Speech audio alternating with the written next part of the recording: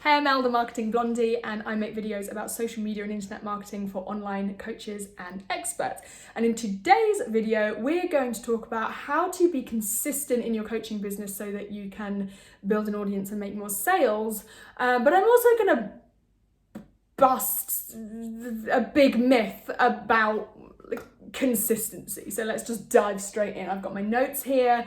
So I really used to think that I was just not a consistent person, and I nearly gave up on this on entrepreneurship and this business journey because I was so bad at being consistent. And I would admire all these other coaches and experts and course creators and service providers who showed up every single day, and they were crushing it and they were consistent, and I would be like, and I would just think like, why? I wish I was born like that. I wish I was born like that. And I put it down to my personality. I know I'm impulsive and I know I'm impatient, always have been since I was a little girl, but never consistent. Or so I thought. And until I it sounds obvious, but I learned recently that people aren't born consistent. No one is born more consistent from the other person. We just have different habits. And consistency in itself, it's almost like saying, I'm just not a healthy person. Like, I'm just not a healthy person. I really struggled to be healthy. I think it was because I was just born not a healthy person. What would you say to that person? No one born not a healthy person. You just don't have the habit. You didn't have the habit yet. And that's what I kind of learned, that consistency is not a personality trait. It's not in your genes. It's not genetic. It's not in your DNA. But it is a habit. And ultimately, you choose what habits you create in your life. So you've created a habit from a very young age of cleaning your teeth in the morning and in the night, hopefully. You've created a habit of showering every day. You've created a habit maybe of eating breakfast. You've created a habit of, maybe you've got a habit of how many times a week or a day you clean, or where you clean, or when you do the washing. Maybe it's a little bit more sporadic like mine, but you create habits, and you choose. You do choose what habits.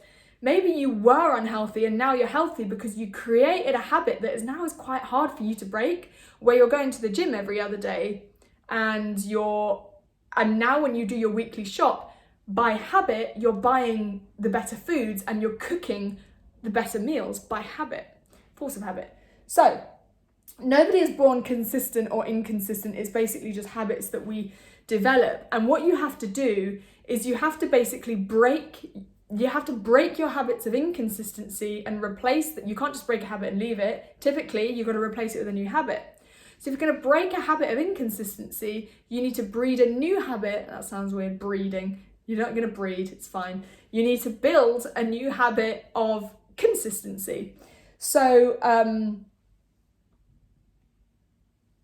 my notes have gone very small. I can't see what I've got here. I am using these notes just to remind me, because I can't just ramble off things.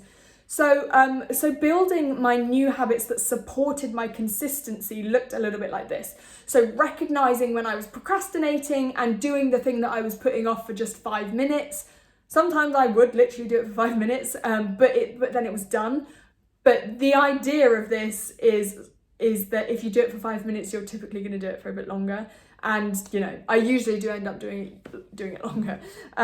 Stripping back all of the stuff that you don't need and making the tasks that you want to be consistent at easier to carry out. So oftentimes, if you want to be consistent at something, you're like, oh, well, I need to do this, and I need to get this, and I need to wear this, and I need to put this makeup on, and then I need to go here. And it's like, actually, find a way that you can do it really easily without needing all that extra stuff.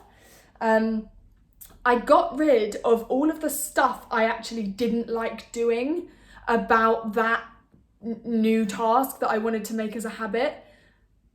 I just stripped it back. I was like, what puts me off doing this? What makes me procrastinate doing this? Well, these things that I don't really like doing. Okay, well, don't do them.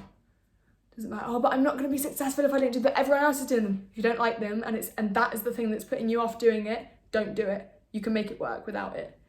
And this last thing is going into the tasks with a professional mindset rather than an entrepreneurial mindset. So if you think like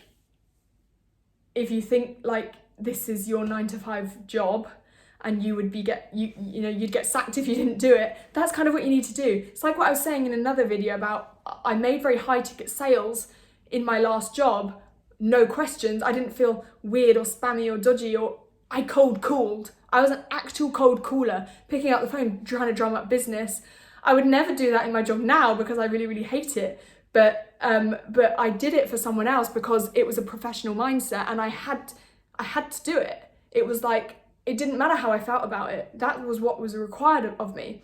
So when I put all my own emotional insecurities to the side and just was like, okay, well, I have to do this. This is what I have to do every day.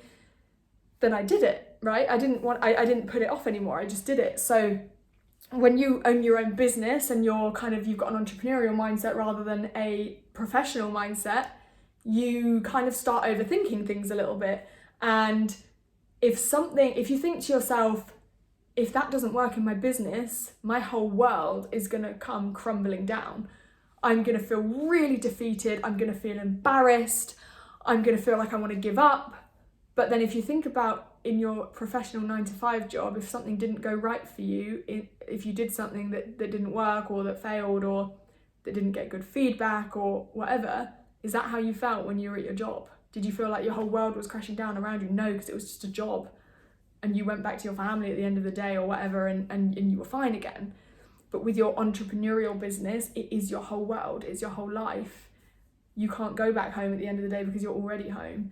So it's kind of just trying to segregate your business back into a professional mindset and going, okay, well, I'm just going to do it because I have to. Not even, sometimes you won't want to, but sometimes you won't want to, but you know, if you were in a job and you didn't want to and you just didn't, then you get sacked. So you have to kind of have the same mindset about your business as well.